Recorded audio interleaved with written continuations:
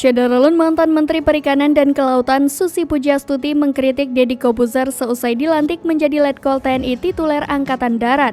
Mengutip tribunjateng.com, Susi Pujiastuti menuliskan kritikan tersebut di akun Twitter pribadinya pada Selasa 13 Desember 2022. Deddy Kobuzer menjadi Letkol tituler harus mengikuti aturan perundang-undangan termasuk netralitas menjelang tahun politik.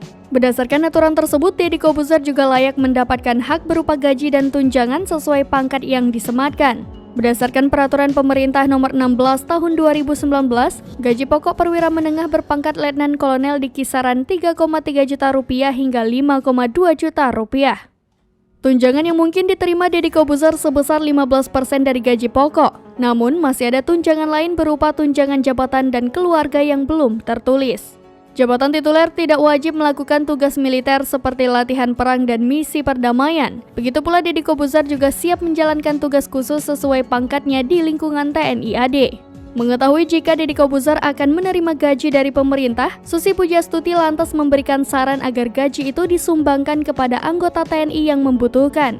Tweet Susi tersebut berbunyi, "There is Deddy. You don't need those financial benefit. Donate that direct to people in TNI who needs. @Kobuzer."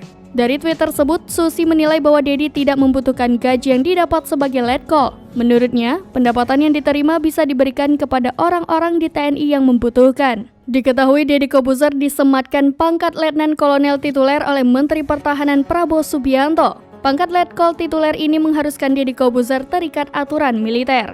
Deddy juga akan kehilangan hak pilihnya dalam pemilu. Juru bicara Menhan Prabowo Danhil Anzar Simanjuntak menjelaskan, aturan tersebut akan terikat selama Deddy menyandang pangkat tituler yang sifatnya hanya sementara waktu. Artinya, setelah Deddy dianggap selesai menjalankan tugas, pangkat itu akan dicabut. Deddy pun tak lagi terikat aturan militer dan hak pilihnya akan dikembalikan.